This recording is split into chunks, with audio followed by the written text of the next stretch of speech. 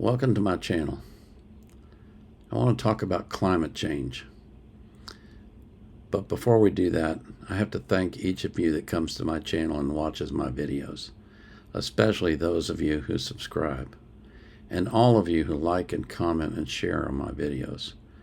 You're the reason why my channel is growing and why it's getting bigger every day.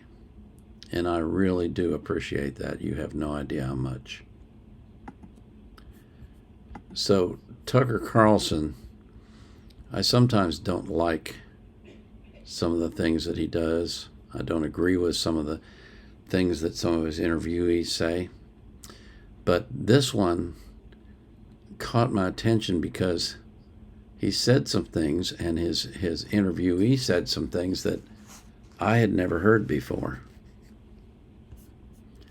I think you might find this interesting. Forests at one point on one of Saturn's moons? Probably not. So if all hydrocarbons aren't from Hold fossils, on a minute. Go back. In the United States, we often refer to our main sources of energy as fossil fuels. Oil, natural gas, coal, they're fossil fuels. That's true. Because they come from fossils, ancient organic material, forests, jungles, plankton, dinosaurs.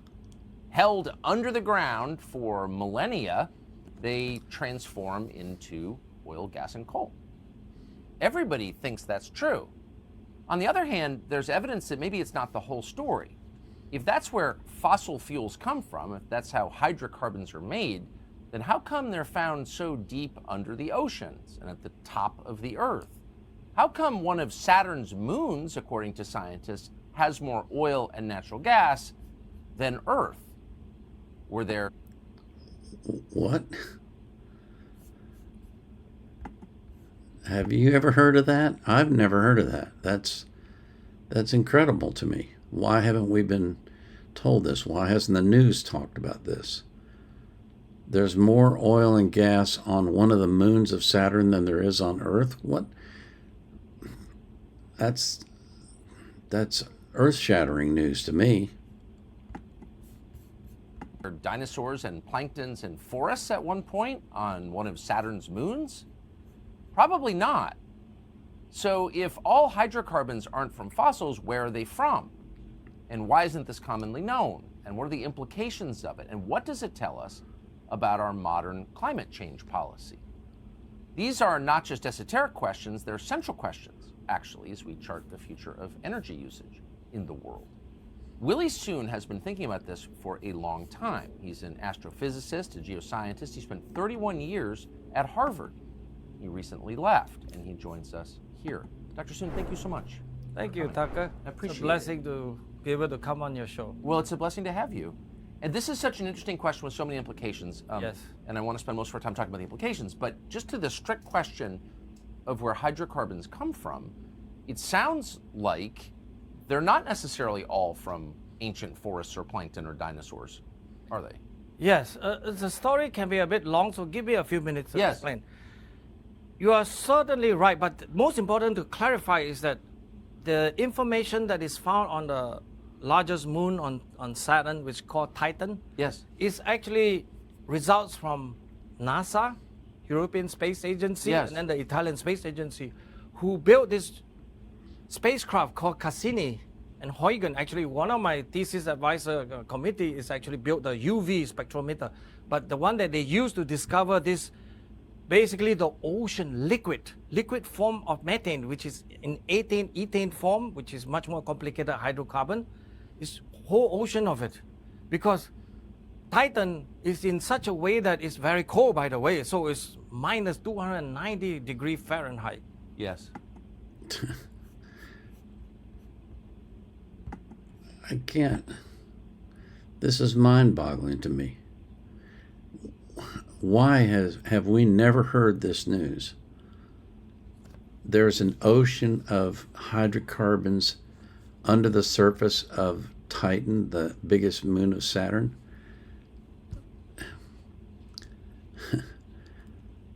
It makes you wonder who coined the term fossil fuels and why they coined it. Was it deliberate? Was it designed to get us to believe that that was the cause of climate change? Was it ignorance? We just didn't know? I don't know. But this is mind-boggling to me. I don't know about you. Where's the global warming there, right? If it's full of methane there, right? That's another problem because it's far away from the sun. That's what it is. Yes. And clearly that the question of abiogenic method, which means no need of any biology, is true. Because we know, actually one experiment was done in 2009.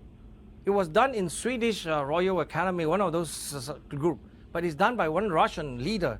He was able to show that if you squeeze methane, CH4 in chemical formula, so 4 hydrogen, 1 carbon, squeeze them in a form that in which they simulate the condition of the Earth mantle, which is 1,800 miles deep, Yes. kind of below the surface, because the Earth is deeper, right?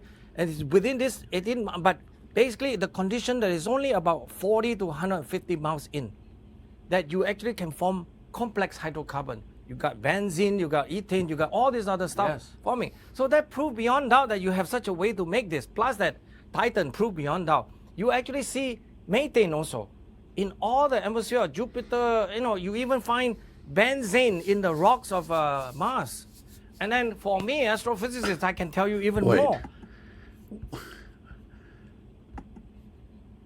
Wait, there's hydrocarbons on Mars?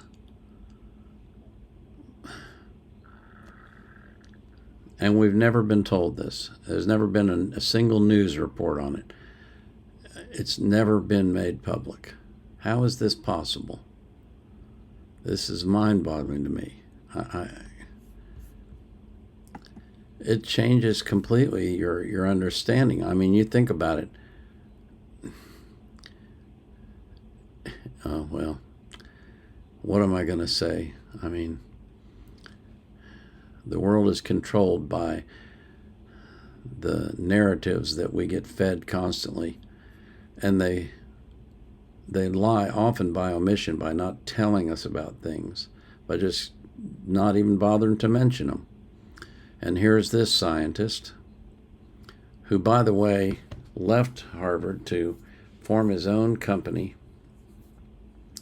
that doesn't accept any government funds or any funds from any businesses. They take contributions only, and they're doing research on climate change. And what they have discovered is, well, it's not exactly earth-shattering. The people that are pro-climate change, pro-global warming, have been fudging the numbers to make it look worse than it is.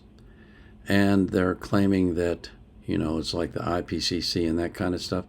They're claiming that hydrocarbons are the cause of global warming. And what this guy's research shows is that, and he hasn't by any means completed it, but what it's showing, what it's indicating, is that the biggest cause of global warming is the sun. Because if you think about it, the sun, the Earth rotates around the sun, and the rotation of the Earth is not a perfect circle. And there are times when the Earth is closer to the sun, and therefore obviously it would be warmer, and times when it's farther away from the sun, in which case obviously it would be colder. For example, he points out that Saturn is 295 degrees below centigrade, below zero, because it's far away from the sun.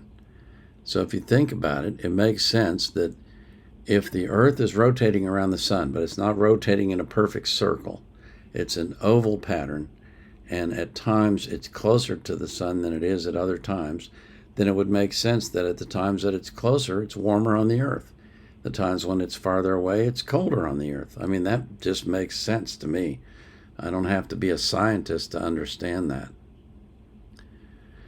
This guy goes on to talk about his research, and I'm going to put the link in the description for you. And you're welcome to listen to the entire interview, but this first part just I was dumbstruck when I heard this. I'd never heard this before. No one has ever said it that I'm aware of. It's never been published. It's never been discussed. But it completely changes my understanding of what hydrocarbons are and how they're formed. The stuff you learn when you get old and you start paying attention. You know? Well, that's it for this one.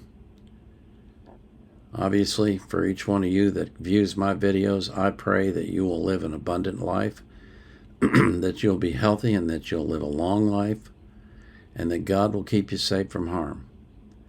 And I pray that you'll be anxious for nothing, but in all things, through prayer and supplication, with thanksgiving, you'll make your requests known to God.